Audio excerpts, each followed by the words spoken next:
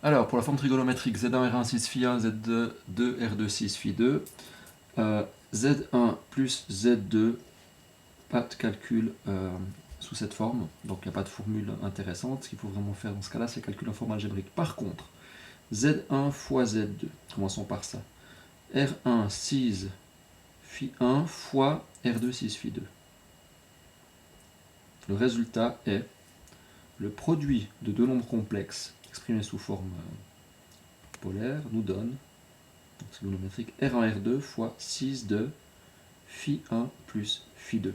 Autrement dit, lorsqu'on multiplie deux nombres complexes, on multiplie leurs modules pour trouver le module du produit et on somme les arguments.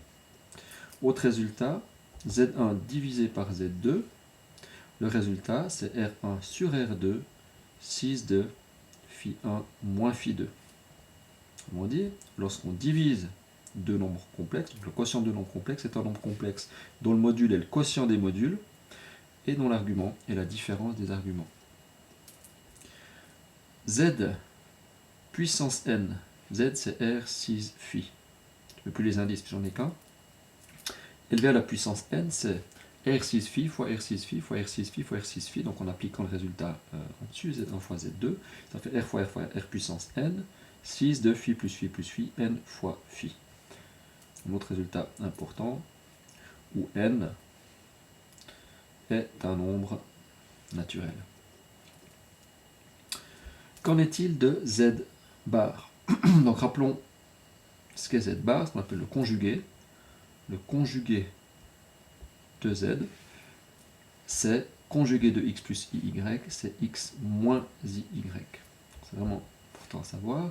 Et si on représente ça dans le plan de Gauss, si j'ai ici x plus iy, eh bien x moins iy, je ne change que la partie imaginaire du nombre, s'obtient donc en faisant une symétrie d'axe réelle.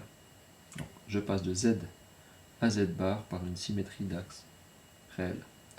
Alors si z c'est R 6 phi, que donne z bar, le conjugué, mais si sur ce dessin j'ai R, je garde R pour le module de z bar. Par contre, le module, l'argument de z bar, c'est l'opposé, c'est moins phi. Donc ça donne R 6 de moins phi. Simple, mais il valait la peine de rappeler ici. Alors voyons maintenant un résultat intéressant. Encore un. Z fois Z bar. Alors, deux manières de l'obtenir. X plus IY fois X moins IY. C'est une unité remarquable. Ça nous donne X carré plus Y carré. Ce qui est en fait le module de Z au carré.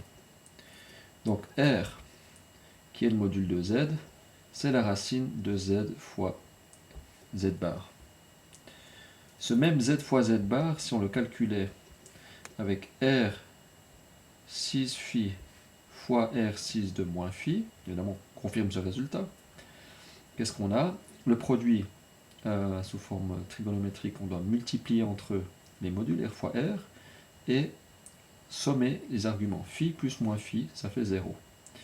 Alors si on représente ce nombre complexe dans le plan de Gauss, un plan complexe, R carré 6 de 0, son argument étant nul, il est sur la partie réelle positive de l'axe horizontal, et il est à distance R carré. Donc le nombre, c'est simplement R carré.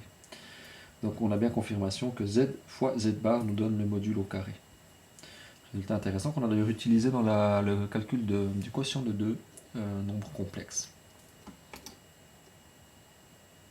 Alors pour continuer, un dernier résultat que je vais montrer, c'est le suivant. On va prendre 1 sur Z. 1 sur Z, c'est donc 1 sur R6 phi, ou on peut aussi le voir comme 1 sur x plus iy. Alors 1 sur x plus iy, si je le multiplie par x moins iy sur x moins iy, ça me donne, je travaille en forme algébrique tout d'abord, 1 fois x moins y, et x plus y fois x moins y, ça fait le module, donc x carré plus y carré. C'est quoi x moins y? z étant x plus y, c'est z bar. Et qu'est-ce que x carré plus y carré? C'est le module de z au carré.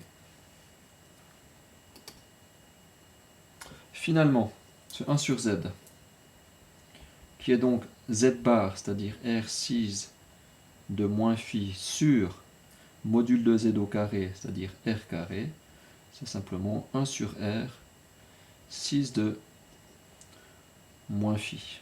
1 sur z, c'est 1 sur R, 6 de moins phi.